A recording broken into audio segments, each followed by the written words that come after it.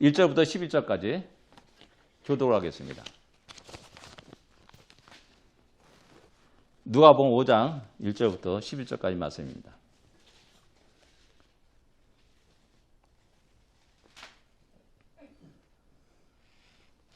찾으셨으면 교독하겠습니다. 1절 이렇게 제가 읽겠습니다. 무리가 몰려와서 하나님의 말씀을 들을새 예수는 게네사렛 호숫가에 서서 호숫가에 배 두 척이 있는 것을 보시니 어부들은 배에 나와서 그물을 씻는지라.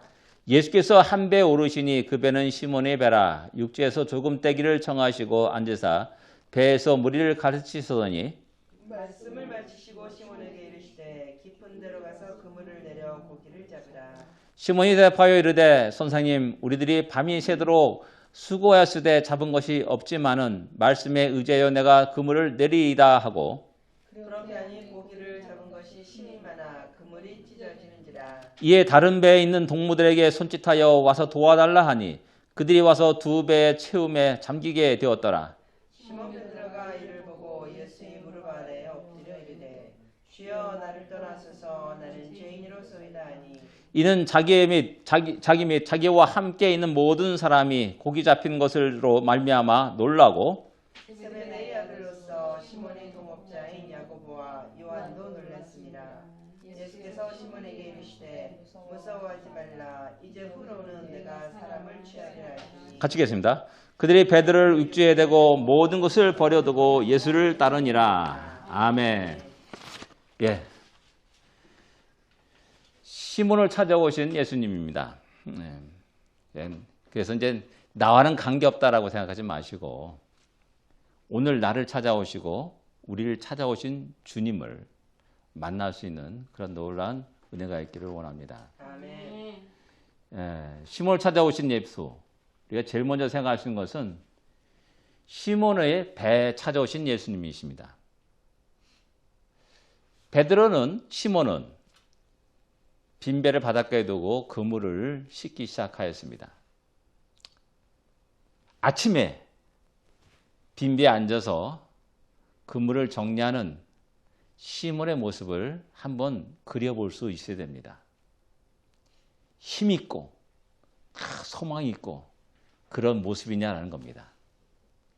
어쩌면 그만 정반대로 힘없고 피곤해진 베드로의 모습을 우리는 쉽게 상상할 수가 있습니다. 그는 밤새도록 고생했습니다. 수고했습니다. 그런데 어떤 것이 하나도 없었습니다. 한마디로 헛수고를 한 겁니다. 혹시나 마음에 그물을 던집니다. 그런데 역시 그 결과는 마찬가지였습니다. 이런 일들을 베드로는 그 밤에 얼마나 반복했을까라는 겁니다. 아마도 첫 번째 허탕 쳤습니다. 두 번째는 그래도 몇 마리 건져 올리겠지 하면 두 번째 던집니다. 근데 역시 허탕입니다. 또 세 번째는 그래도 뭔가 나오겠지 하고 했지만은 또 역시 허탕입니다.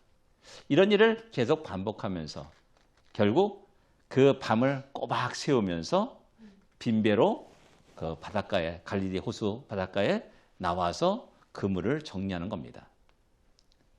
피곤해지고 마음이 체념한 상태 그러면서 살아갑니다. 우리가 살다시피 우리는 베드로는 갈릴리에서 자라고 또 어부로서의 오랜 시간을 했던 그런 사람이었습니다. 자타가 인정하는 최고의 전문가요. 나름대로 최선을 다하는 사람이었습니다. 그런데도 자신의 노력의 대가는 하나도 얻을 수 없었습니다. 자신의 지식과 경험이 아무 소용이 없었다는 사실입니다. 이런 의미에서 베드로는 실패자라고 말할 수 있습니다.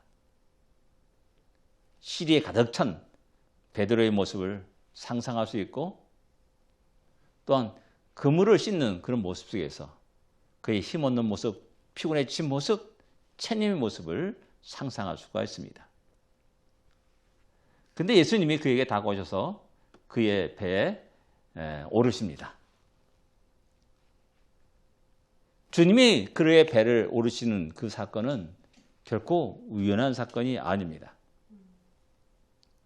1절과 2절을 가만히 보게 되면 주님은 분명히 바닷가에 모인 사람들에게 말씀을 전하였다라고 말하고 있고, 그 다음에 빈배를 보이셨다라고 말씀하고, 그리고 그 배에 오르셨다라고 말씀합니다.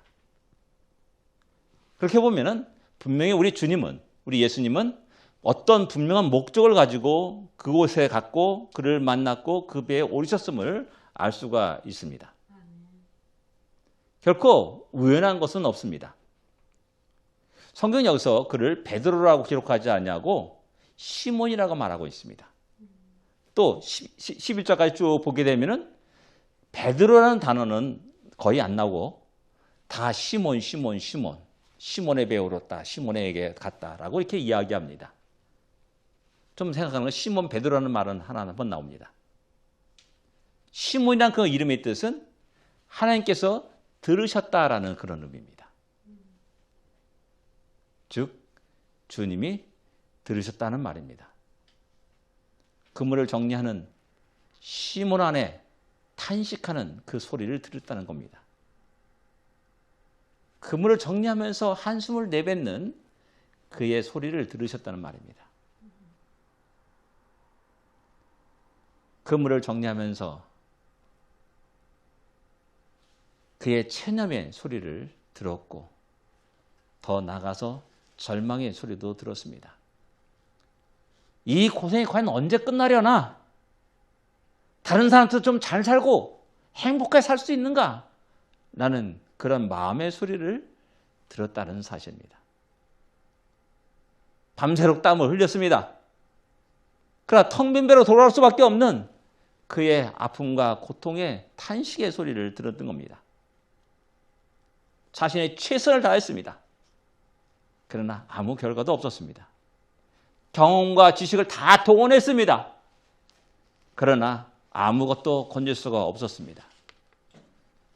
동력이 밝아올 때 실망과 체념을 가득 배에 채우고 돌아와야만 했다라는 사실입니다. 이 말씀을 생각하면서 문득 떠오른 시조가 하나 있습니다. 월산대군이 지은 시입니다. 추강에 밤이 드니 물결이 차노매라. 낚시 들여오니 고기 아니면 오매라. 무심한 달빛만 씻고 빈배에서 오노매라. 라는 이 시조입니다. 아마 비슷한 심령으로 아마 베드로도 왔을 것이라는 사실입니다. 그런데 이런 말씀 속에서 우리는 우리의 인생의 모습을 한번 돌아볼 필요가 있습니다. 지금 현재 우리의 인생은 어떠한 모습이냐라는 겁니다. 물고기에 가득한 배를 발견하냐는 겁니다. 아니면 베드로와처럼 빈 배가 덩그러니 내 눈앞에 보이는, 우리 인생 앞에 보이는 그러한 우리의 모습이냐라는 겁니다. 우리 나름대로 최선을 다해 살아왔고 수고의 땀을 흘렸습니다. 한두 해를 수고한 것이 아닙니다. 오랜 시간 동안 우리는 수고의 땀을 흘렸습니다. 그런데 과연 우리의 배는 어떠한 배냐라는 겁니다. 코로나로 말미암아 우리의 지혜와 수고와 노력들이 다 물거품이 되었음을 우리는 잘 알고 있습니다. 우리가 열심히 계획했던 모든 바들이 다 허망하게 아무 소용이 없다는 사실도 우리는 깨달아게 되었습니다. 우리 인생의 모습은 과연 어떠합니까? 주님이 그러한 베드로를 향하여서 발걸음을 옮기고 또 그의 빈배에 오르셨듯이 주님은 우리들의 아픔과 고통과 탄식의 소리를 들으시면서 우리에게 다가오고 계시다는 사실을 우리는 기억해야 됩니다. 우리의 마음의 문을 두드리시고 우리를 위로하시기를 원하신다는 사실입니다. 이것이 참으로 하나님의 크고 놀라운 은혜인 겁니다. 또 우리가 여기서 깊이 생각할 수 있는 것은 뭐냐 하면은 예수님이 베드로를 찾아주신 목적이 피곤한 인생을 위로하시고 다시 샘을 얻고 용기를 주기 위함이라 라는 생각에서 더 뛰어넘어 더 깊고 높은 하나님의 뜻과 계획을 깨달아 알아야 됩니다. 주님의 진정한 목적은 위로할 뿐만 아니라 용기를 줄 뿐만 아니라 시몬을 베드로 되게 하기 위함이라는 사실입니다. 속사람을 변화시켜서 진정한 제자, 하나님의 섬기는 자, 하나님께 영광을 돌리는 자로 변화시키기 위해서 그를 찾아오신다는 사실입니다. 우리에게도 마찬가지입니다. 우리 어려움들을, 아픔들을, 고통들을 위로하고 용기를 주기 위해서 우리의 마음의 문을 두드리는 것이 아니라 진정 우리가 하나님께 영광 돌릴 수 있는 그런 자로 변화되기를 원하는 사실을 우리는 기억해야 됩니다. 우리의 두 번째로 생각하시는 것은 시몬에게 우리 주님은 명령하십니다. 그 명령은 깊은 데로 가서 그물을 내리라라는 명령입니다. 이 주님의 명령은 다시 시작하라는 말씀입니다. 지금까지 실패했습니다. 좌절과 절망과 낙심이 그의 마음을 지배하였습니다. 그러나 다시 용기를 가지고 다시 일어나 다시 시작하라는 말씀입니다. 묶어뒀던 배를 다시 풀어서 바다에 나가라는 명령입니다. 얕은 물가가 아니라 저 깊은 물 멀리까지 갈 것을 명령합니다. 피곤해 지쳤지만은 조금 더 힘을 내라. 그리고 조금 더 멀리 가봐라. 라는 말씀입니다. 접었던 그물을 펴서 다시 물에 던지라라고 명령하고 있는 말입니다. 피곤해지는 사람이 다시 배를 저어서 얕은 바다가 아니라 멀리 깊은 데까지 가는 것은 참으로 쉬운 일이 아닙니다.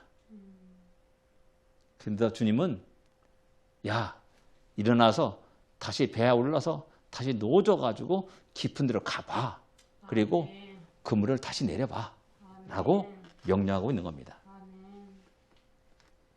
이 예수님 명령에 따라서 베드로는 시몬은 다시 시작합니다. 배를 저어 깊은 곳에 나아갑니다. 그가 하는 말이 뭡니까? 말씀에 의지하여 내가 그물을 내리리이다 라고 말합니다. 말씀에 의지했다는 것은 그 말씀을 신뢰했고 믿었고 의지했다는 말입니다. 그런데 문제는 이 말씀을 어떻게 신뢰할 수 있고 믿을 수 있고 의지할 수 있냐라는 겁니다. 성경은 간단하게 기록되었습니다. 그런데 실질적으로 우리의 실제 생활 속에서 말씀을 의지하는 것처럼 힘들고 어려운 일이 없다는 사실입니다. 왜 이런 복종이 어려운 것인가? 쉬운 일이 아닌가? 그는 너무나 많은 실패를 했습니다. 많이 그물을 던졌지 않습니까?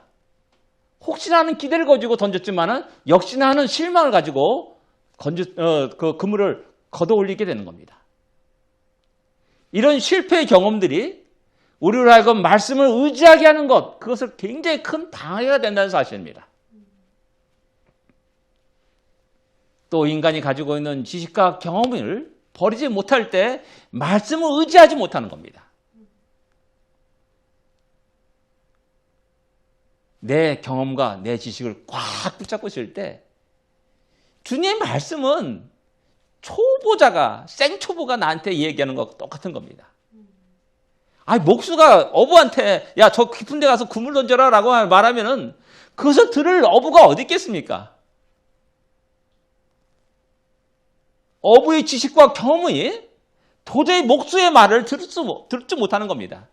받아들이지 못하는 겁니다. 이런 모습들은 성경에 종종 나옵니다. 사도 바울이 로마로 죄인의 모습으로 끌려갈 때 그가 백부장과 선장과 선주에게 말을 합니다. 여기에 머무는 것이 좋다라고 말합니다. 근데 백부장과 손장과 손주는 그 말을 들었습니까? 안 들었습니다. 왜? 자기 경험이 있고 자기 지식이 있는데 네가 뭐라고 배에 대해서 뭐라고 아느냐 얼마나 아느냐 바다에서 네가 얼마나 아느냐 라는 그런 생각들이 그들의 마음을 지배하였죠. 그리고 바울의 말을 배척합니다. 예, 우리에게도 똑같이 이러한 모습이 있다는 사실입니다. 우리 지식과 경험이 말씀을 의지하는데 큰 장애가 되고 방해가 되는 겁니다. 피곤해지는 그에게 또 육신의 피곤 때문에 이 말씀에 의지하는 것이 굉장히 힘들다는 사실을 또 알 수가 있습니다. 시몬은 밤새도록 금을 던졌기 때문에 피곤에 지쳐 있습니다. 가까운 곳이 몰라도 먼 곳, 깊은 곳까지 가라는 것은 더더욱 힘든 일입니다. 그럴 바에 오늘은 허탕치였으니까 푹 쉬었다가 내일 다시 밤에 나와서 고기 잡겠다 라고 말하는 것이 생각하는 것이 대부분의 사람들의 생각입니다. 그래서 말씀에 의지해서 내가 그 말씀에 복종하는 것이 굉장히 어렵고 힘든 일이라는 사실입니다. 이렇게 말씀에 의지해 행동으로 옮긴다는 것은 우리가 생각했듯이 이렇게 쉬운 일이 아님을 우리는 깨달아야 됩니다. 우리 삶만 봐도 우리 생활만 봐도 분명히 쉽게 발견할 수가 있습니다. 그런데 베드로는 어떻게 말씀에 의지하여서 그물을 내릴 수 있었냐라는 겁니다. 과연 베드로에겐 어떤 일이 있었는가라는 말입니다. 예수님이 베드로의 배에 오르신 사건이 있습니다. 예수님이 베드로의 배에 오르셨다는 그 사실은 베드로는 그 누구보다도 가장 가깝게 예수님을 대할 수 있다는 것을 의미하는 겁니다. 베드로는 가장 가까운 곳에서 예수님의 일거수일투족을 생생하게 살필 수가 있었습니다. 예수님의 숨소리를 들을 수 있었고 예수님의 생생한 눈동자로 볼 수 있었고 말할 때 입에서 튀겨나가는 침도 볼 수가 있었을 겁니다. 예수님 몸에서 나는 채취까지도 베드로는 느낄 수 있었을 것입니다. 무엇보다도 예수님의 말씀 속에 나오는 그 권위를 물씬 느낄 수 있었던 사람이 베드로였다는 겁니다. 이런 것들은 가까이 있는 자만이 볼 수 있고 느낄 수 있는 것입니다. 또한 가까이 있는 자만이 예수님이 선언하는 모든 말씀을 누구보다도 정확하게, 명확하게, 분명하게 들을 수 있습니다. 지금 바닷가에 있는 그 사람들은 파도 소리 때문에 희미하게 들을 수 있습니다. 지나가는 멍멍이의 울음소리 때문에 그 소리를 들을 수 없을 수도 있습니다. 아이들이 장난하는 그것 때문에, 그런 모습 때문에 그 시선이 옮겨갈 수도 있다는 사실입니다. 그러나 베드로는 그렇지 않았다는 사실입니다. 가장 가까이서 예수님이 하시는 모든 말씀을 명확하게 분명하게 정확하게 들을 수 있었다는 사실입니다. 모든 장애물이 사라졌습니다. 세미한 소리가 아니라 웅장한 소리로, 우렁찬 소리로 들을 수 있었습니다. 그 입에서 나오는 하나님 나라에 대한 교훈이 너무나 생생하게 들을 수 있었던 사람이 바로 베드로였습니다. 그 말씀에 빨려가지 않을 수 없습니다. 그 말씀의 권위에 무릎을 꿇게 됩니다.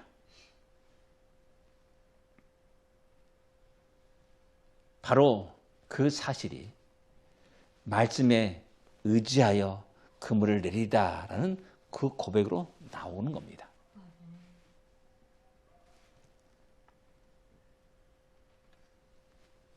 우리는 예수님과 늘 함께한다고 말합니다. 진정 우리는 그분과 함께합니까? 그분과 시간과 공간을 함께 공유하고 있습니까? 우리와 예수님과의 거리는 과연 얼마나 됩니까? 1m, 10m, 100m, 1km.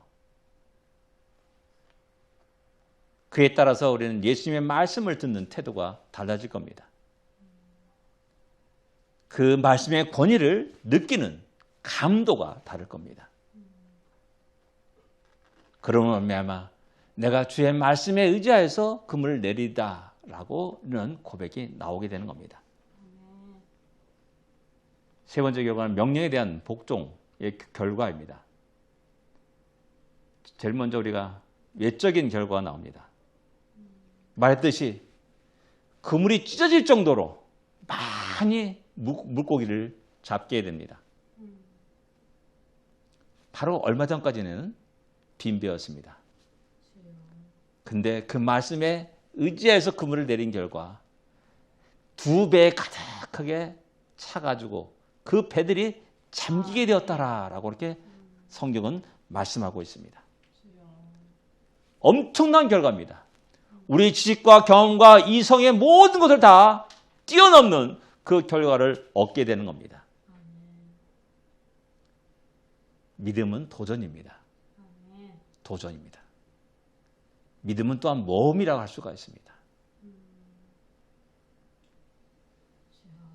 작은 그것을 복종하고 순종하는 것이 우리의 지식에, 우리의 이성에, 우리의 경험에 다 위배가 되는 겁니다. 내 육체의 피곤함으로 말미암아 그 말씀에 순종하고 복종하는 것이 다 귀찮아지고 어려워집니다. 그럼에도 불구하고 우리가 그 말씀을 붙잡고 다시 일어나서 배를 저어 나가서 그물을 던질 때 놀라운 역사가 일어나고 그것을 얻을 수 있다는 것이죠. 모든 필요를 깨끗하게 씻어버릴 정도로 풍성한 수확을 확인하게 됩니다. 비즈니스 하는 사람 다 알듯이 사람들이 파천 일이 많이 모여들면 피곤하다 그럽니다. 그러다가 그러면 사람 하나도 안 보낼게 딱 한번 하나도 안 옵니다. 그럼 편하고 아주 기분 좋습니까? 더 피곤합니다. 더 힘듭니다. 사람 많을 때보다 더 힘듭니다. 바쁠 때 감사합시오. 그 피곤한 상태가 깨끗하게 사라집니다. 너무나 놀라운 외적인 결과를 하나님은 우리에게 허락하십니다. 도저히 내 인간의 생각으로 계산기를 아무리 두드려도 절대 일어날 수 없는 그 일들이 일어나게 됩니다. 이것뿐이 아닙니다. 내적인 결과가 또 엄청납니다. 이런 큰 수확을 얻은 베드로의 태도는 어땠습니까? 흥분과 감격과 환호로 성을 지르면서 소리쳤습니까? 대부분 사람들은 이 놀라운 결과에 기뻐 뛰며 환호성을 울렸을 겁니다. 우리가 이런 경험을 한다면 우리는 어떤 반응을 보이겠습니까? 와, 이것 봐라 하면 소리치고 외칠 겁니다. 횡재 만났다고 소리칠 겁니다. 잭팟이 터졌다고 난리칠 겁니다. 예수님이 나에게 이런 큰 복을 주셨다라고 감사한다고 여러 사람들 앞에서 또 간증하면서 다닐 수도 있습니다. 말씀에 복종했더니 이런 결과가 있더라. 이렇게 부자가 되었더라. 이렇게 풍성한 것을 얻을 수 있더라 라고 말할 겁니다. 그 흥분이 한동안 식지 않고 계속 유지될 겁니다. 어쩌면 그 흥분 속에 예수님이라는 존재를 까맣게 잊을 수 있습니다. 이것이 우리가 쉽게 범할 수 있는 모습입니다. 죄악의 모습이라 할 수 있습니다. 그런데 베드로의 행동은 과연 어땠습니까? 흥분하기보다는 주 앞에 무릎 꿇습니다. 그리고 주여 나를 떠났어. 난 죄인으로서이다 라고 고백을 합니다. 흥분과 감격과 환호성이 아니라 무서워 떠는 죄인의 모습을 성경은 우리에게 보여주고 있습니다. 예수님 앞에 무릎을 꿇고 무서워 떠는 죄인의 모습을 우리에게 보여주고 있다는 말입니다. 근데 우리가 알아야 될 것은 베드로가 말하는 죄인이란 그 의미가 무엇인지를 우리는 정확히 알아야 됩니다. 과거에 남몰래 저지른 죄가 깨달았게 되어서 죄인으로서이다 라고 말하는 것이겠습니까? 끝없이 자기 안에 일어나는 탐욕과 정욕과 미움과 시기와 질투에 대해서 그 죄에 대해서 주여 나는 죄인으로서이다 라고 말하는 것이겠습니까? 예, 물론 그런 것도 있겠죠. 그러나 이 상황은 그런 것과는 좀 뭔가 부족합니다. 왜? 5절에서는 베드로가 예수님을 선생이여라고 부릅니다. 선생이여. 그런데 이런 놀라운 결과를 확인한 이후에 베드로의 호칭은 주여라고 호칭이 바뀌게 됩니다. 주여란 말이 뭡니까? 주님이란 말이에요. 주님. My Lord라는 말입니다. 여기서 베드로가 나는 죄인으로서이다 나를 떠나서 하는 이 죄인이란 말은 그것은 다른 것이 아니라 내가 주님, My Lord를 내가 알지 못했습니다 라는 그런 고백인 겁니다. 만왕의 왕 창조주를 알지 못한 나의 죄를 용서해 주소라는 그런 고백이기도 합니다. 무엇보다 나의 가장 가깝게 있는 사람 아닙니까? 내 옆에서 얼마큼 말씀을 전했는지 모르지만은 10분, 20분, 1시간, 2시간 넘게 그 배에 같이 있었는데 내가 그분을 알지 못한 겁니다. 바로 그 사실이 가장 큰 죄인 겁니다. 나의 하나님, 나의 창조주, 나의 만왕의 왕신 그분을 알지 못한 죄가 우리 인류의 가장 큰 죄라는 사실을 우리 인류는 망각하고 있는 겁니다. 그래서 말합니다. 내가 뭘 죄졌냐고 대들기도 하고요. 항의를 하기도 합니다. 저 어린 것이 무슨 죄가 있다고 이런 말을 우리 쉽게 얘기합니다. 아닙니다.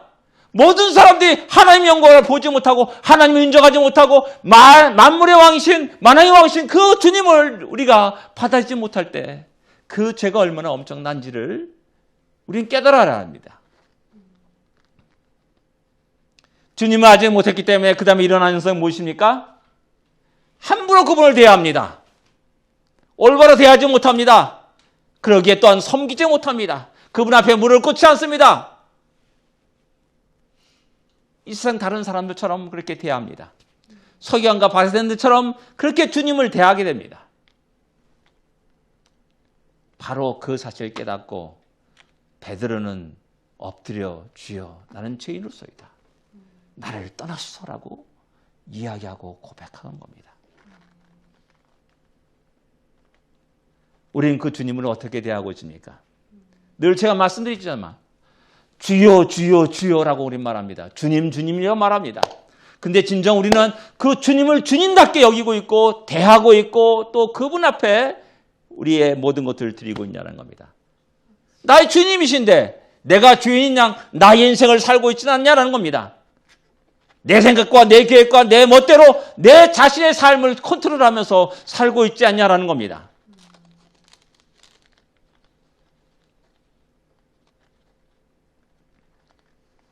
이것이 우리의 죄입니다. 이것이 우리가 쉽게 범하는 죄의 모습입니다. 모든 인류가 그런 죄에 빠져들어갑니다. 우리 성도들도 역시 마찬가지로 습관적으로 그런 죄에 빠져들고 있음을 우리는 깨달아야 됩니다. 이사야 53장 3절에 우리가 잘 알고 있는 말씀 있지 않습니까? 우리도 그를 귀히 여기지 아니하였도다. 왜? 고운 모양도 없고 풍채도 없습니다. 보잘것없는 모습입니다. 너무나 평범한 모습입니다. 그래서 우리도 그를 귀히 여기지 않습니다. 주님을 주님답게 여기지 않습니다. 만왕의 왕을 왕으로 여기지 않습니다. 메시아를 소홀히 다루면서 멸시와 천대와 조롱을 쏟아붓기도 합니다.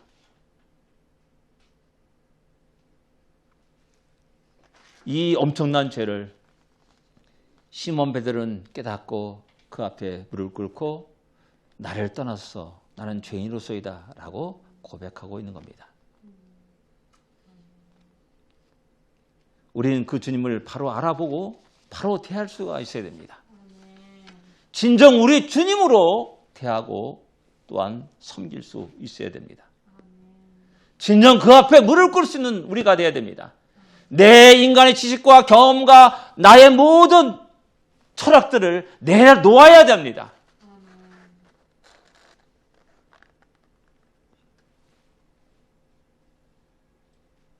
그리고 주님이 무릎 꿇는 그에게 드디어 말합니다.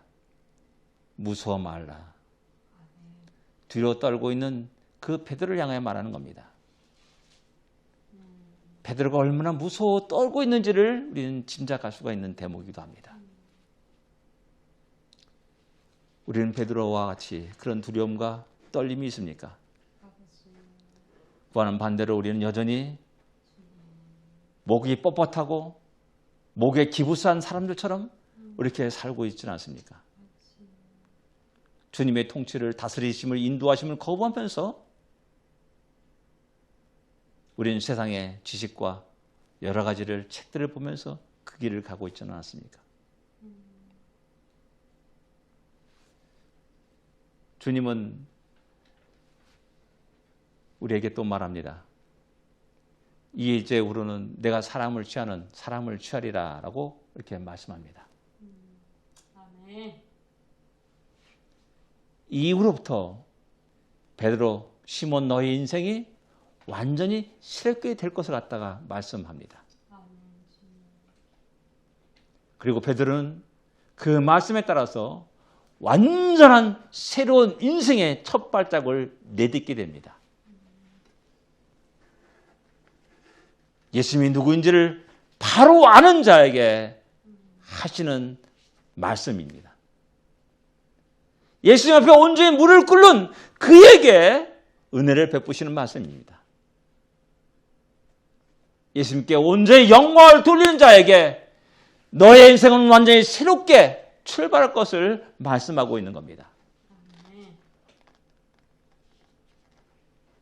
내가 이 갈릴리 바다에서 금만 던지는 자가 아니라 더 큰 하나님의 일을 위해서 내가 쓰시고자 한다라는 그런 의미의 말씀입니다. 그 말씀에 따라서 시몬이 베드로가 된 겁니다. 그리고 그 이후에 그는 그 길을 걸어갔습니다. 세계 모든 자들에게 복음을 전하는 말씀에 따라서 그는 복음을 증거했고 마지막에 그는 십자가에 달려 죽임을 당하는 순교하는 그 영광을 그 길을 걸어가게 됩니다. 시몬 베드로에게 찾아오신 주님. 오늘 이 시간 우리들에게 찾아오신 주님입니다. 똑같이 우리는 이 세상 속에서 빈배의 그 그물을 정리하면서 피곤해진 우리들의 모습을 찾아오신 주님을 만나야 됩니다. 진정 우리를 새롭게 새로운 인생을 빚으면서 새로운 출발을 하기를 원하시는 주님임을 우리는 기억해야 됩니다. 기도하겠습니다.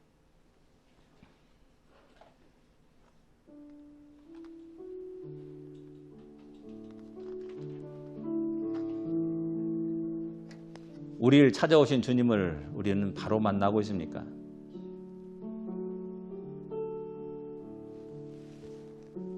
우리 바른 눈을 가져야 됩니다. 주님을 볼 수 있고 주님 앞에 온전한 무릎을 꿇을 수 있어야 됩니다. 나의 머리에 있는 영광의 면류관을 내려놓을 수 있어야 되고 나의 마음의 교만과 또한 목이 곧은 나의 모든 것들을 꺾어야 됩니다. 온전히 그분 앞에 무릎을 꿇게 하여 주시옵소서. 주여 우리를 변화시켜 주시옵소서. 새롭게 하여 주시옵소서. 우리의 인생에 새로운 길을 걷게 하여 주시옵소서. 진정한 제자가 되게 하여 주소서라는 그런 기도를 하기를 원합니다. 기도하겠습니다.